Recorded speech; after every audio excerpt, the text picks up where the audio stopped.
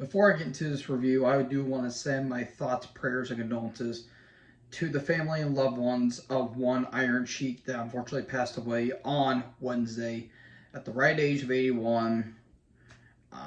What can I say about his career that hasn't been said and set in stone?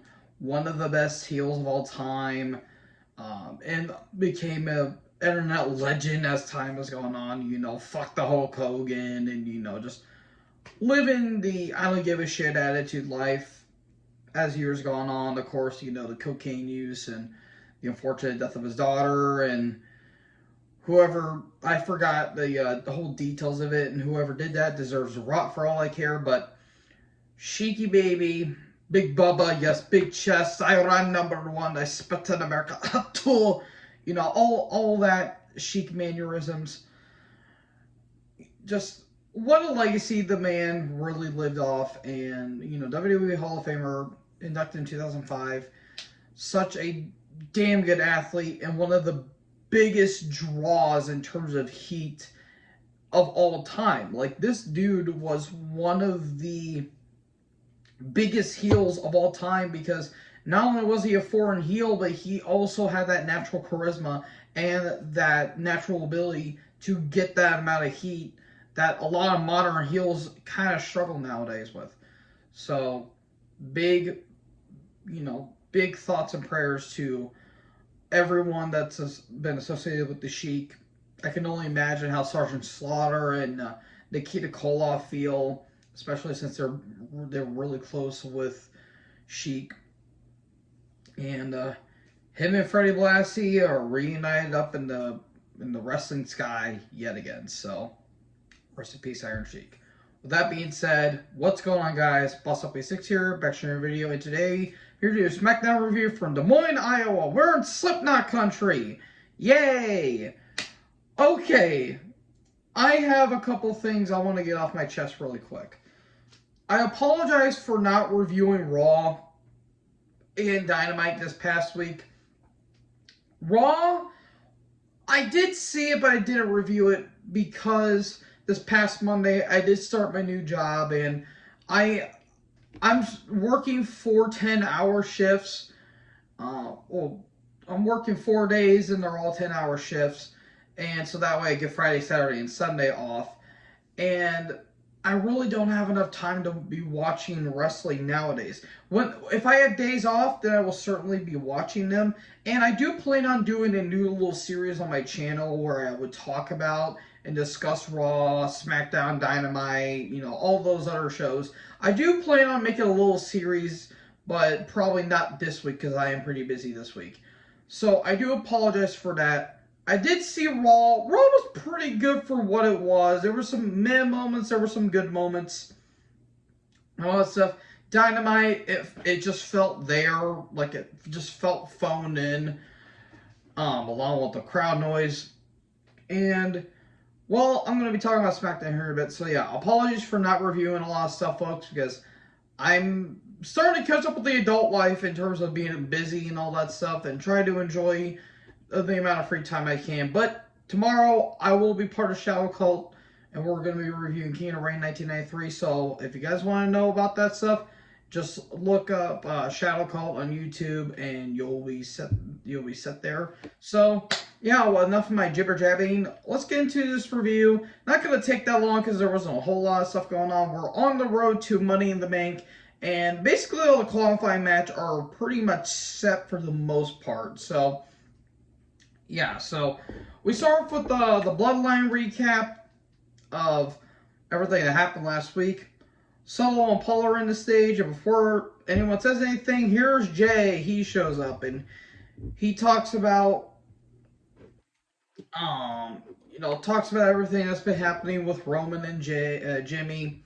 And Heyman says, "This isn't your fault, it's Jimmy's fault." And no tackle, there's no Usos.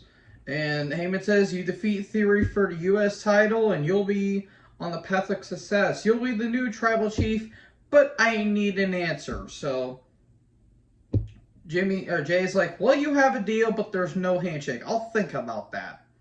So there you go. Ali took on Santos with Ray in a qualifying match. Knight is on commentary.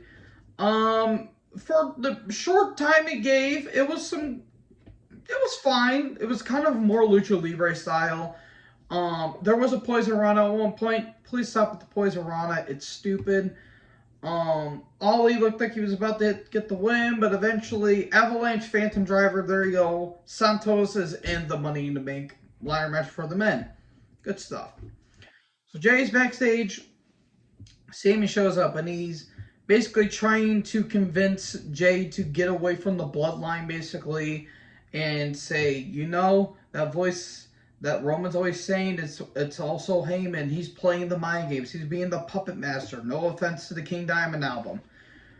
So what is Jay's decision going to be? We'll find out later. Kayla is in the ring, and she says the NXT Women's Champion. You almost got it there. Isla Dawn, who looked great, and Alba Fire, who looked pretty great too. They come down, and then Shayna and Ronda come down, and Ronda with all the enthusiasm of a dead gazelle. This felt awkward, very awkward. Shayna basically says, we won't have any competition because we'll mull through it all. How about we take your tag titles?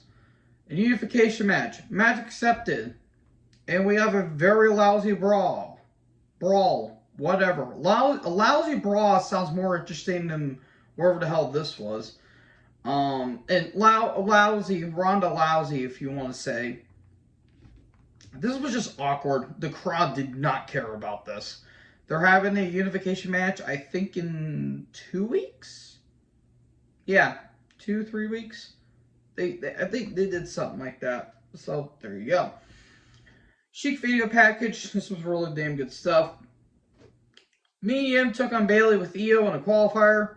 Styles is on commentary. It goes on for a bit. Mia got in some good offense, but eventually Rose Plant, there you go, Bayley wins. And all of a sudden Scarlett shows up. She blows red dust in AJ's face that kind of looked like face powder, like makeup basically, and Cross puts on the cross jacket. And there you go.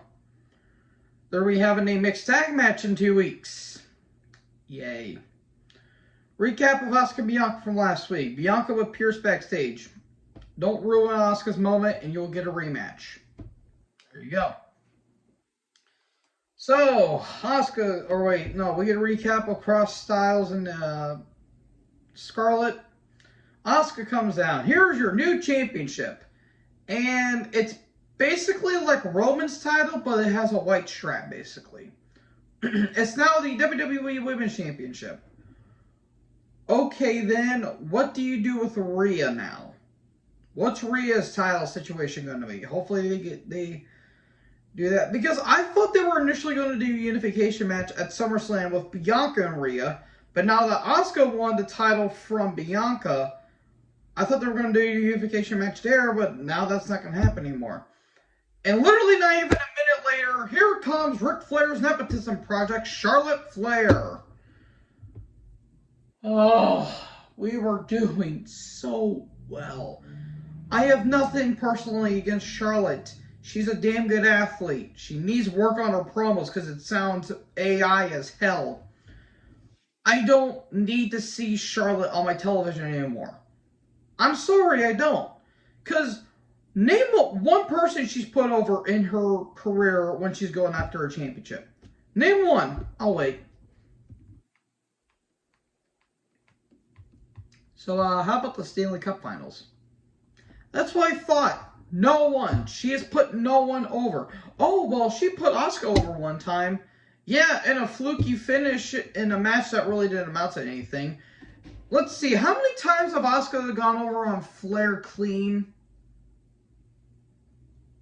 Oh, yeah, the amount of times I've been in a relationship. 0. Like, she could have won at Mania 34, but no, Charlotte won. She could have won on the road to WrestleMania 35, but no, Charlotte had to win that match. Charlotte Flair is the bane of Asuka's existence. She never put Sasha over because, yeah, Sasha won the title a couple times for Charlotte, but they were hot potatoing that. and Charlotte came out victorious in the end. She never put Bayley over because Bayley was already over with the crowd, and Becky was over with the crowd to begin with.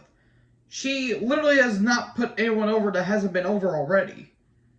And they've been really neutering Asuka ever since, so they're having a match. They're having a match for the title in 3 weeks. Because Charlotte says, I'm not in the back of the line because I am the line. And Asuka goes to miss Charlotte and she gets hit with a big boot. If they put the title back on Charlotte, I am not gonna I'm writing off the entire women's division. I'm sorry. What any women match segment that involves Charlotte, I'm immediately skipping. Because why does she need the title? She's gonna win the title again. She's going to, and it's not gonna benefit anyone. It really isn't. I'm sick of seeing Charlotte on my television. We get a recap of Jay and Paul, and then Jay is backstage. He's hyping up his match against Theory, and then Paul shows up and he says, you know, think of all the opportunities you're going to have. You'll win the U.S. Championship, and then you'll be the new tribal chief and all that stuff. And Jay's like, I don't know why you're so happy, because if I'm in, then you're out of the bloodline.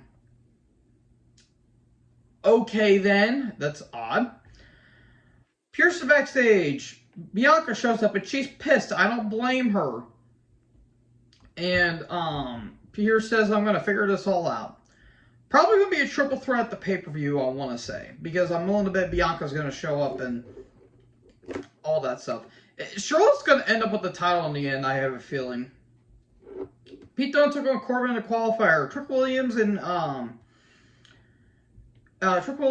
Carmelo Hayes are in the crowd because Melo and Corbin are having a feud for the NXT title in 2023. Baron Corbin is having a feud for the NXT title in 2023. That's something I never thought I'd say in my life. The match went by like 2 minutes, and Dunn got a weird pin on Corbin where he basically got him. He pinned Corbin's leg with his like a scissor pin in some ways. Like, no offense to Arn Anderson and Sid Vicious in 1993, and there you go. Pete Dunne wins, and he's in the Money to Make Liar match. It'll be a cheap shot to Trick, and Hayes retaliates, and there you go.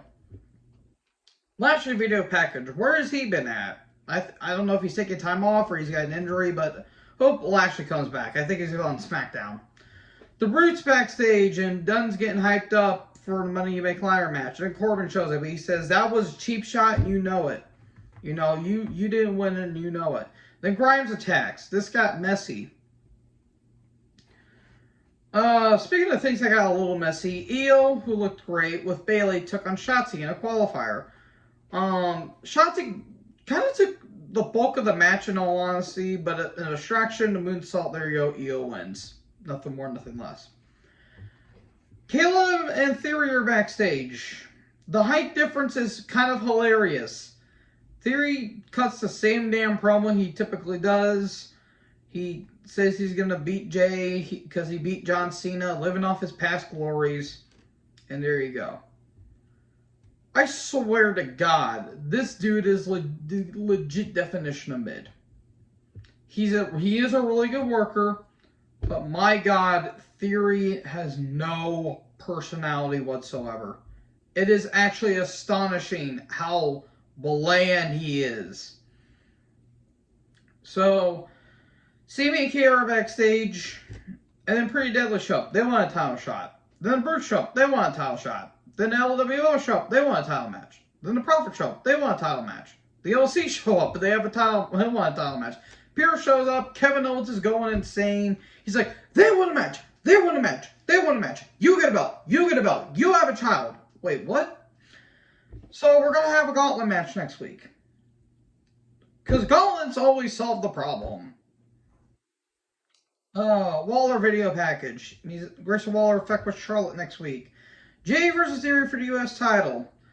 It was fine. I knew it was going to have some screwy finish at the end because it started at like 8:45. So, Theory, there's incidental ref bump, Uso splash, Then Pretty Deadly show up, and then Jay comes down, and he fends off Pretty Deadly, and then Solo attacks. And then he's about to Samoan spike Jimmy, then Jay stops it, then Jay accidentally gets hit with the super kick, and Theory wins, and there you go. And then Jay doesn't know what to think. He kind of shrugs off Jimmy. Then he looks at he looks at Heyman and Solo, and then he just walks off. So where does Jay's priorities live? We can only speculate. So yeah, SmackDown was just there. Sorry for this went on a bit long because I wanted to kind of give a couple disclaimers. So yeah. So it was alright for what it is. So thank you guys so much for watching this video. Make sure you guys leave a like, leave a comment, tap that big red subscribe button, and tap the bell so when I upload, you guys will be notified. Why did I do this? I don't know. Thank you guys so much for watching this video. Most importantly, join the herd. Talk in the next video. Peace out.